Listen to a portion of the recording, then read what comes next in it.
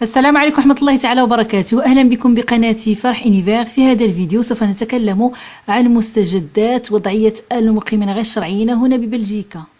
ولكن قبل أن أبدأ هذا الفيديو أتمنى لكل من دخل أول مرة قناتي أن يشترك بها ولا تبخلوا علي بإعجاباتكم، وأهلا بكم دائما بقناتي فرح إنيفير. يعني في هذا التسجيل الذي سوف نسمعه باللغة الفرنسية هناك نقاش بين مجموعة الفاعلين في المجتمع المدني، من بينهم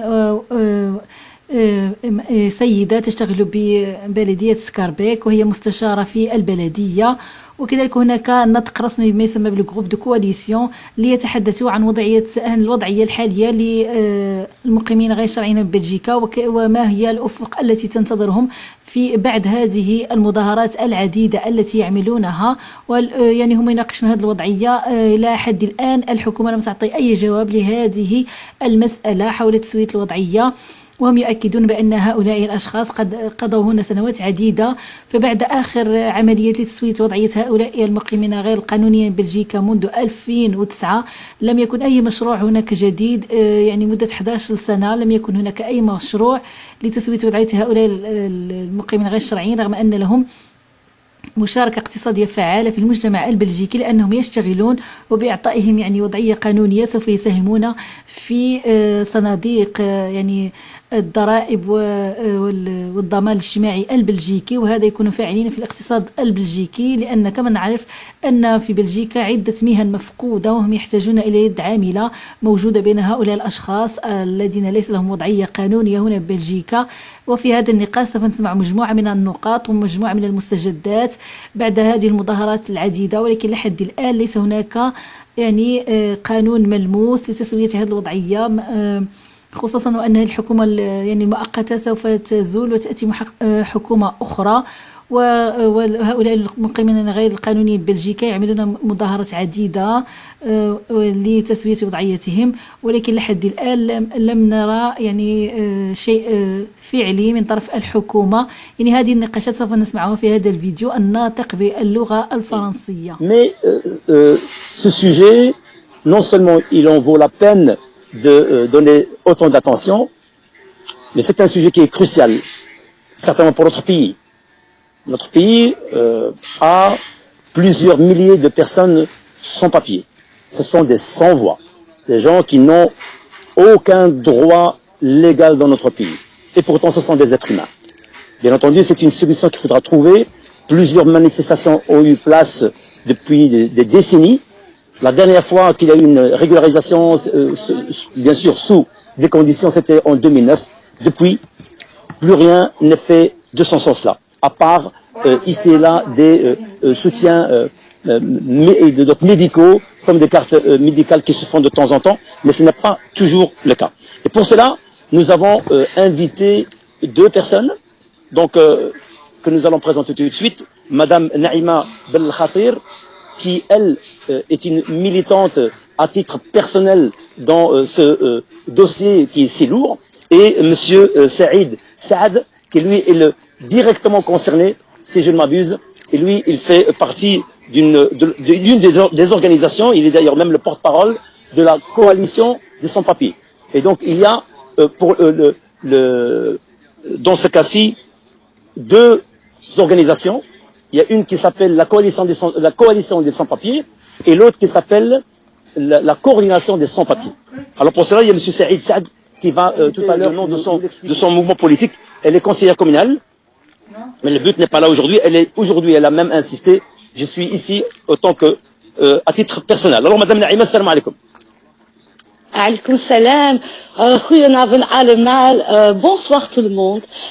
Je remercie Monsieur Rahali pour son invitation et pour avoir accepté de parler de cette cause ce soir. Vous, Naïma Belkhatir, d'avoir accepté notre invitation. Et donc, comment vous avez, je dirais, pris contact avec ces deux organisations pour finalement être une des activistes ou une des militantes dans cette cause, qui est bien sûr une cause très importante pour vous?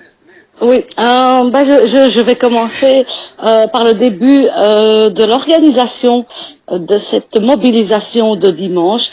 C'est Jawad Zizaoui, qui est président d'une ASBL à Schaerbeek, Cajojours, la jeunesse bruxelloise, qui avait fait des distributions de repas chauds pendant toute la période de pandémie et de confinement. Et donc, une fois que le confinement a été levé, il s'est posé la question, qu'est-ce qu'il pouvait faire, qu'est-ce qu'il pouvait continuer à faire pour aider justement les sans-papiers qui constituaient la majorité des bénéficiaires des colis alimentaires. Et donc, il m'a contacté, il m'a un peu expliqué l'objectif de sa démarche et il m'a demandé si je voulais participer à cette aventure. Et donc, j'ai accepté sans condition pour pouvoir aider également ces personnes sans papier de façon concrète et efficace, parce que comme on dit, il faut pas leur donner à manger, il faut leur apprendre à pêcher. Et donc on a réfléchi à se dire qu'est-ce qu'on peut faire pour justement leur apprendre à pêcher, c'est-à-dire leur donner la possibilité de travailler de façon légale, de pouvoir vivre de façon officielle, pouvoir se soigner. Et donc c'est comme ça qu'a commencé cette aventure de préparation, d'organisation pour la mobilisation de dimanche. Et donc enfin dans cette association, si vous pouvez éventuellement me rappeler le nom de cette association de Monsieur Zizaoui. Oui, l'association s'appelle la jeunesse schaerbécoise. Elle est située à Schaerbeek, à la place Eugène Verboeckhoven, alias la Cajojours. C'est une ASBL qui est implantée dans le quartier et qui organise des activités spécialement pour les jeunes, mais pas seulement. Donc, excusez-moi, donc on va essayer de faire rentrer Monsieur Saïd. Voilà, Monsieur Saïd. Voilà, maintenant je vous vois. Ben, enfin, bonsoir, Monsieur Saïd. Bonsoir. Bonjour Hassan. Comment ça va? Ouais, ça va très bien. Excusez-moi, on va juste régler un souci. Restez en ligne. Alors, voilà, donc, chers amis, Monsieur Saïd, avant tout, donc, si je ne m'abuse, vous êtes le représentant de cette coalition des sans-papiers, c'est comme ça que vous l'avez nommé. Quelle est la différence entre cette plateforme de coalition des sans-papiers et l'autre plateforme qui est la coordination des sans-papiers? Et apparemment, vous collaborez ensemble. Oui, bien sûr, il y a pas de différence, mais justement, il y a quelques différences, on peut dire, sur les visions politiques, et aussi dans les stratégies de lutte, et aussi de manière sur les revendications. Alors après, il y a des points communs où on se retrouve ensemble sur des points communs qui nous rassemblent, comme le rassemblement de dimanche. On aura ensemble et voilà. Mais il y a un travail qui se fasse ensemble, commun parfois. Il y a d'autres il y a des réflexions qui sont pas les mêmes. D'accord. Quelles sont justement ces différences? Si on prend par exemple la coalition des sans-papiers, quels sont ces combats au niveau juridique par exemple?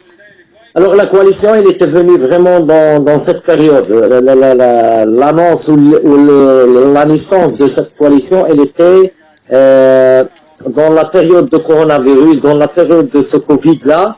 Il y avait 3-4 différentes organisations ou groupes collectifs des sans-papiers, collectif des Brésiliens, collectif des travailleurs et travailleuses sans-papiers, la maison des migrants et aussi collectif des sans-papiers de Bruxelles.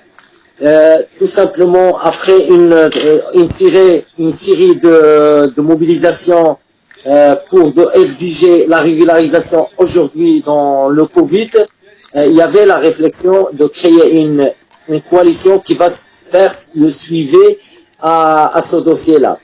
Ce dossier, il a deux actes. Le premier acte, c'est de suivre la nouvelle ou la proposition de loi qui était proposée par les trois partis politiques. On sait bien que le PS, Écolo et CDH, et aussi le suivi de stratégie du lutte.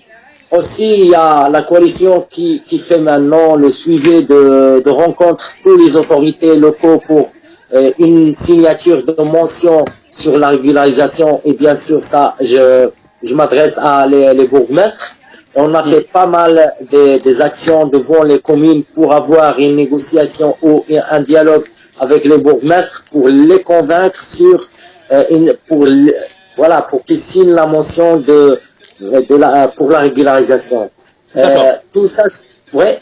Oui, allez-y, je vous écoute. Alors, tout ça, c'était vraiment dans cette période. Alors, on a un cadre de la coalition qui va vraiment servir à cette période. Pour la coordination, c'est un cadre où ça fait des années, elle est là. Bien sûr, un cadre qui regroupe, bien sûr, des différentes nationalités aussi. Et bien sûr, les revendications un peu, nous aujourd'hui, on exige une régularisation aujourd'hui sans critères, sans rien, ou on veut que la proposition de loi passe. Pour la coordination, c'est une régularisation à 200 papiers, bien sûr, qui demande, ça fait longtemps. Et c'est ça. Alors, il n'y a pas vraiment une grande différence. On est les mêmes, sauf que parfois, le fonctionnement, ça fonctionne parfois comme ça. Alors, il y a des groupes où ils fonctionnent au niveau de communautaire, par exemple les Marocains, t'as les Afghans, t'as les Sénégalais, il y a les Congolais, etc. Et là, voilà, parfois il y a des fonctionnements comme ça. Alors pour la coordination, c'est clair, la coordination. Je dirais la coopération ou je dirais ce travail ensemble, ce partenariat. Est-ce qu'il y a un réel partenariat? Parce que nous avons vu plusieurs sit-ins, plusieurs manifestations de son papier ces derniers mois, surtout pendant le déconfinement progressif. Mais nous voyons à chaque fois des petits groupes par-ci par-là. Est-ce que ce ne serait pas mieux de faire une seule grande manifestation et une seule grande plateforme où l'action serait beaucoup plus forte, on va beaucoup plus vous entendre? Parce que là, on a l'impression que vous êtes éparpillés. Bon, parfois, il faut pas voir vraiment ces choses, par exemple, des actions qui sont un groupe là, un groupe là, un groupe là. Ça, ce qu'on aimerait bien vraiment dans la stratégie. Il faut que ces groupes-là, chaque groupe réagit et en même temps, de temps en temps, on se retrouve dans des actions nationales. Et toujours la coordination, quand il fait un appel national à des manifestations nationales, on se retrouve tous ensemble. Comme aujourd'hui, la coalition avec la société civile, avec des citoyens de Schaerbeek, Molenbeek, qui font un appel à cet rassemblement, alors elle est ouverte pour tout le monde. On voit même la coordination qui participe, on voit la coalition qui participe, et aussi à côté de nos soutiens. C'est ça, il y a des moments où on collabore ensemble parce que ça nous intéresse ensemble, c'est l'objectif de l'ensemble, et parfois il y a des luttes qui sont, par exemple, je te donne un exemple, quand le groupe Mobilisation 2009, il sort seul, par exemple, comme un groupe, alors il défend ses revendications. Ces revendications de ce groupe-là, ce sont basées sur tout ce qui est juridique, parce que ce sont des personnes victimes de la régularisation de 2009. Alors, ils étaient en 2009, ils ont déposé leur dossier, ils étaient refusés. Jusqu'à aujourd'hui, ces camarades, ils font le suivi à leur dossier. Alors, ils revendiquent qu'il faut vraiment avoir leur dossier de 2009. Et là, c'est légitime pour nous. Très bien. Alors, pour Madame Naïma. D'accord, ouais. Je reviens vers vous, Inch'Allah, tout à l'heure, c'est Rip. Nous avons compris la différence entre les deux plateformes. Donc, chacune a d'abord une certaine façon de travailler, et surtout que chacune a ses priorités. D'accord? Il y a une qui est axée sur la régularisation des sans-papiers sans condition d'une manière globale, et l'autre c'est cas par cas. C'est ça hein, ce que vous m'avez dit dans cette explication. Ouais, plus ou moins, mais voilà, j'ai donné un exemple. Par exemple, le groupe 2009, quand il sort sur son dossier, sur tout ce qui est juridique pour les dossiers de 2009. Et quand on se retrouve dans des manifestations nationales, tous ensemble, parce qu'il y a le grand slogan, c'est régularisation à tous les sans-papiers, comme le... Très bien. Très bien. Madame Naïma Belkhatir, alors, oui, cette situation de sans-papiers, ça fait depuis très longtemps qu'il y a eu une première régularisation en 99, et puis une deuxième, sous bien sûr des conditions, en 2009, et maintenant, donc c'est 10 ans, 11 ans plus tard, la situation s'est finalement aggravée. Nous connaissons, moi-même je connais des gens qui sont là depuis 20 ans et ils ont des enfants qui sont nés ici. Comment vous voyez cette situation évoluer? On reste confiant, parce que sinon on ne ferait pas autant d'actions. J'espère que cela va évoluer positivement, que le gouvernement va réaliser en fait l'importance de cette demande. Le gouvernement doit savoir que ces personnes qui demandent la régularisation la demandent non pas pour être des assistés, mais pour participer à la citoyenneté, participer à la vie sociale et économique du pays. D'accord. Mais effectivement, est-ce que selon vous, vous comme citoyenne d'abord, est-ce que selon vous, ces groupes de personnes, papier ou pas, contribuent à la société? Oui, ils contribuent évidemment, je veux dire, de façon officieuse, parce que le problème effectivement de ces personnes qui sont sans papier, on ne va pas se voiler la face, ce sont des personnes qui travaillent en noir, dans le secteur parallèle économique, parce qu'ils doivent bien survivre.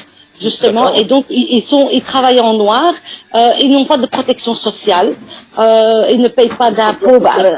Est-ce qu'on pourrait dire que heureusement qu'ils travaillent en noir et qu'il y a certaines personnes qui, entre guillemets, prennent le risque de les engager pour pouvoir survivre?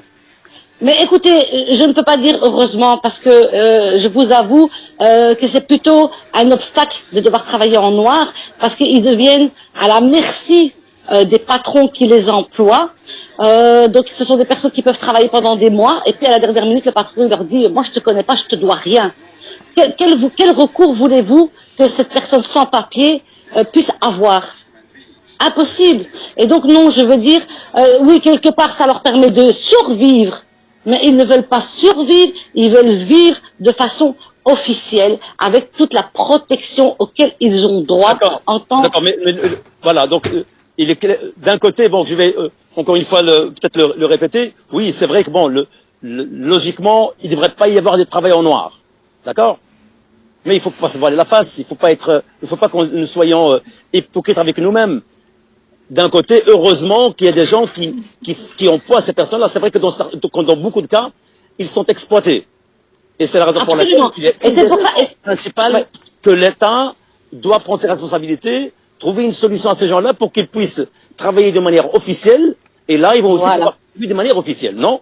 Vous avez tout à fait compris, c'est exactement ça. C'est de pouvoir travailler officiellement et de pouvoir contribuer économiquement, parce que voilà, une personne qui travaille est une personne active économiquement, et donc ce sont des choses qu'il ne faut pas négliger.